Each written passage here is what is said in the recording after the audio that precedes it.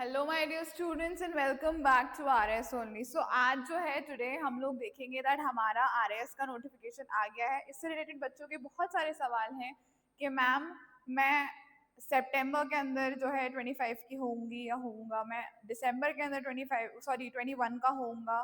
ठीक है, तो हम लोग क्या इस एग्जाम के लिए अप्लाई कर सकते हैं? और भी बहुत सारे डाउट्स हैं दैट माय फाइनल सेमेस्टर है, मैं क्या can I apply for this particular examination. So today in this particular video हम लोग वो सारे डाउट्स क्लियर करेंगे। ठीक है, सबसे पहले आप लोग जान लो that RPSC has release the notification and the notification is आपके लिए कितनी पोस्ट के ऊपर आया है? ये 607 पोस्ट के ऊपर आया है। How many post? 607 post are there in total. ठीक है, विथ दैट आपकी 192 स्टेट सर्विसेज हैं और 415 आपकी क्या है, योर सब ऑर्डिनरी या फिर जो अलाइड सर्विसेज होती हैं वो। ठीक, इतनी बात सब लोगों को समझ में आ गई। अब इसके बाद में हम लोग आ जाते हैं कि आपकी प्रशासनिक सेवाएं कितनी हैं। Administrative services there are total 57 पद, 57 जो वैकेंसीज है that are for administrative services. Police सेवा के लिए देयर आर 26, कितनी है? 26 जो कि सीट्स हैं, वैकेंसीज हैं, they are for your police सेवा। उसके बाद में लेखा सेवा है, सहकारी सेवा है, नियोजन सेवा है, कारागार है, उद्योग है, राज्य बीमा है, बहुत सारी और सेवाएं हैं जिसके अलग अलग आपको यहाँ पर नंबरिंग्स मिल जाएंगी। ठीक, इतनी बात सब लोगों को समझ में आ गई। Third thing where we will go, then हम लोग क्या देख रहे हैं यहाँ पर कि आयु सीमा कितनी होनी चाहिए। इसमें आयु सीमा का इन्होंने क्या ब्रैकेट रखा है? इन्होंने इस डेट को बेस माना है कि अगर आप 1 जनवरी 2027 तक 21 साल के हो जाते हो देन यू आर एलिजिबल। अगर आप इस डेट तक 40 साल के अंदर के ब्रैकेट में हो या 40 साल के हो then you are in the race. ठीक है, 1 जनवरी 2027 मतलब अगर आपका बर्थ डेट सितंबर में आ रहा है और आपको अभी एग्जाम के लिए अप्लाई करना है, आप बिल्कुल अप्लाई कर सकते हो। अगर आपका बर्थडे आ रहा है दिसंबर के अंदर, आप दिसंबर में 21 साल के होगे, अभी आपको अप्लाई करना है, बिल्कुल अप्लाई आप कर सकते हो, क्योंकि इन्होंने एज ब्रैकेट इन्होंने क्या डाला है? 1/1/2027। ठीक, देखो यहाँ पर लिखा हुआ भी अगर आप लोगों को दिख रहा होगा तो लेट मी जस्ट,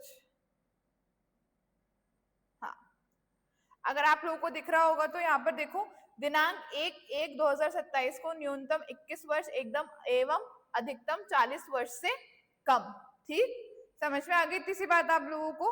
1/1/2027, 1 जनवरी 2027। ठीक है, नॉर्मल। फिर वो तो जो आपके अराजपत्रित कर्मचारी हैं उनसे आपको मतलब नहीं है। आपको क्या देखना है कि आप 1/1/2027 तक जो है 21 साल के होने चाहिए या फिर 40 साल से कम के आप होने चाहिए।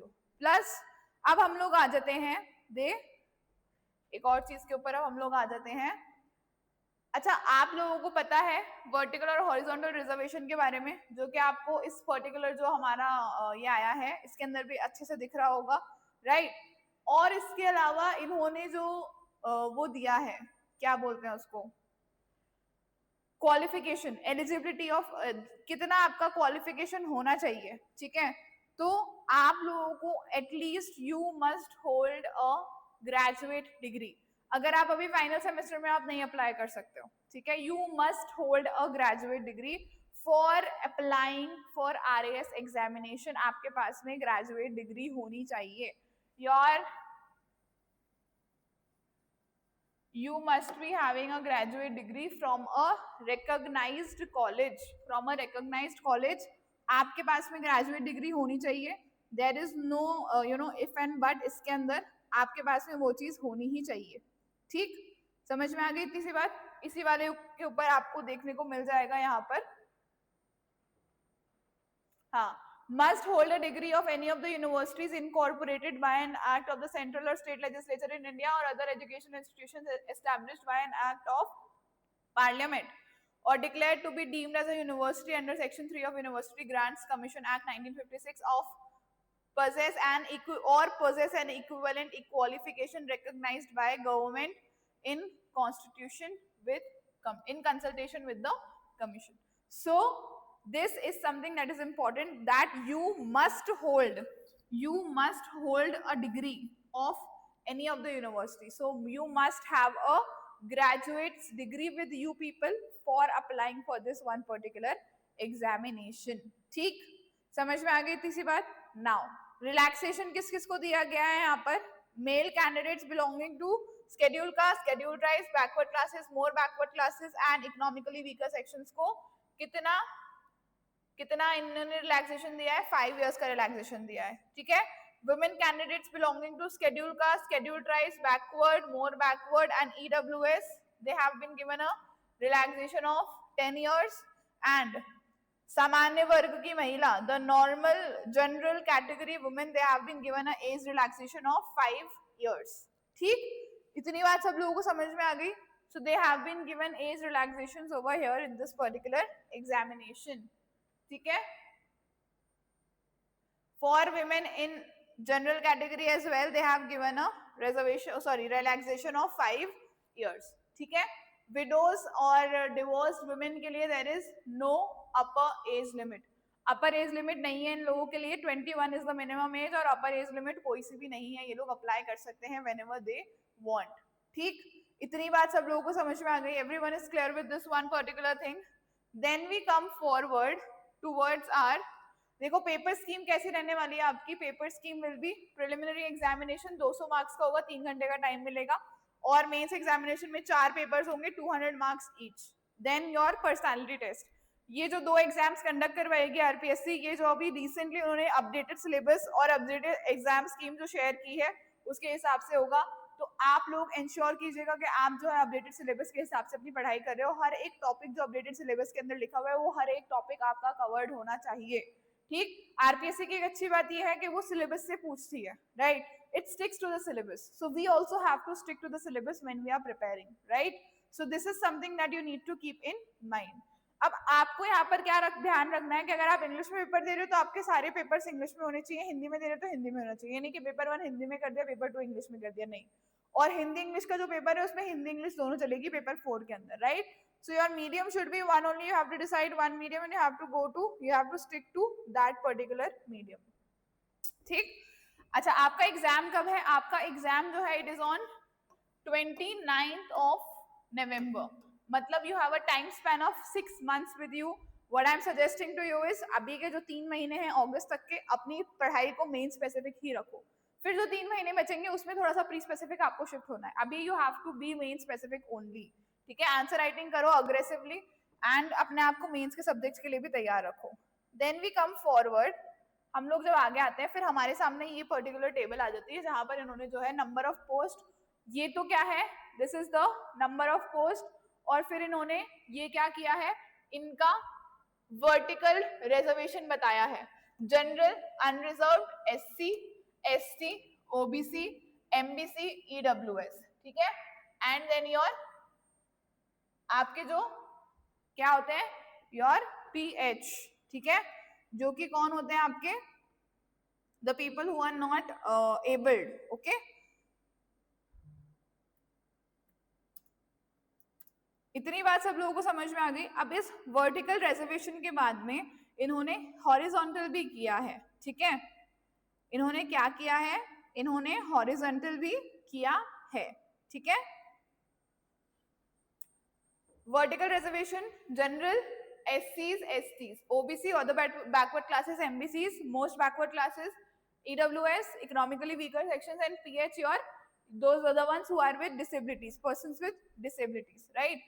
So इनके बीच में then आपका क्या होता है, आपका horizontal reservation होता है. जैसे जनरल के अंदर जनरल मेन है, जनरल वुमेन है, विडोज है, डिवोर्स्ड और एक्स सर्विसमैन है. SCs के अंदर जनरल SC है, जनरल SC वुमेन है, जनरल SC विडो है, SC डिवोर्सी है, SC एक्स सर्विसमैन है. ST के अंदर अगेन जनरल ST है, ST वुमेन है, विडोड ST है. ठीक है. विडोड डिवोर्सी है, एक्स सर्विसमैन ST है. ठीक है. समझ में आ रही है इतनी सी बात. तो पहले इन्होंने क्या किया, पहले इन्होंने वर्टिकल फ्रंट्स के अंदर उसको डिवाइड किया, ठीक है, फिर उसका हॉरिजॉन्टल डिवीजन किया with in those particular fronts.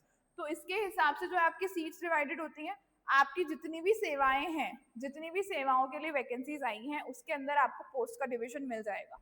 अब जब आप एग्जाम के लिए फॉर्म फिल कर रहे हो, right, when you are filling the form for the examination, तो आपको अपनी स्ट्रेंथ्स के हिसाब से बहुत ज्यादा ध्यान से, और ये सारी जो वैकेंसीज आई हुई है इनको देखते हुए अपनी पर्टिकुलर जो पोस्ट है आप फिल करोगे, ठीक है। इस चीज को आपको बहुत ध्यान से करना है। You have to fill the post very nuancely. आपका जो प्रेफरेंस आपसे पूछते हैं ना, तो वो प्रेफरेंस आपको बहुत ध्यान से भरना है। आपको अपनी पर्टिकुलर जो स्ट्रेंथ्स हैं उनको ध्यान में रखना है। सबसे पहली चीज आपको ये देखना है कि उन पर्टिकुलर पोस्ट के अंदर कितनी वैकेंसीज अवेलेबल है, मेरी कैटेगरी में कितनी वैकेंसीज अवेलेबल है, right. So you have to keep all of these things in mind before filling the form. तो बहुत माइंडफुली अपना फॉर्म फिल करना, बहुत माइंडफुली चीजें देखना, क्योंकि ये बहुत इंपॉर्टेंट है आपके लिए कि आप, क्योंकि कई बार क्या होता है ना, बच्चे प्रेफरेंस के चक्कर में अपनी सीट खो देते हैं, ठीक है। तो प्रेफरेंसेस वैकेंसी के हिसाब से बहुत सही तरीके से भरना, सो दैट आपको आगे जाकर उस चीज का पछतावा ना हो। तो आज के लिए बस इतना ही।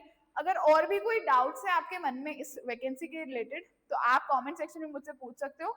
I will definitely come up with the answer, ठीक है। प्लस अगर और कोई डाउट्स है, नीचे कमेंट सेक्शन के अंदर, सॉरी नीचे डिस्क्रिप्शन बॉक्स के अंदर ना आपको नंबर भी दिया हुआ है, plus you have a link where you can fill the Google form, और आप एक काउंसलिंग सेशन हमारे साथ में रजिस्टर करवा सकते हो, ठीक है। So with that we will be ending today's session. और अगर कोई डाउट्स क्वेरीज है, you are free to ask, you are definitely free to ask, you can ask us anytime and we will always be there to respond to you people। चलिए, अब तैयारी घोड़े की नाल की तरह आपको बिल्कुल अपने लक्ष्य को देखना है अब, ठीक है। आप लोगों को एक डेट मिल गई है, उस डेट तक you have to polish yourself, very much polishing is required. Smart work start कर दो, मॉक टेस्ट लगाना स्टार्ट कर दो, प्रैक्टिस क्वेश्चंस करना स्टार्ट कर दो, because it is very important, it is the need of the hour. रोज at least you have to write 5 answers of mains, at least 5 answers. रोज की बात कर रही हूँ मैं, रोज आपको 5 आंसर्स लिखने हैं मेंस के। सुबह सुबह मॉर्निंग के अंदर 2 आंसर्स लिखो, दोपहर के अंदर 2 आंसर्स लिखो, रात को 1 आंसर लिखो, और फिर आधे घंटे उस सारे आंसर्स का इवैल्यूएशन करो। It is very important. 3 महीने अगस्त तक ये एक्सटेंसिव आंसर राइटिंग करो, उसके बाद में प्री स्पेसिफिक स्विच हो जाना फ्रॉम योर सितंबर अक्टूबर नवंबर 3 महीने रहेंगे to switch to pre specific.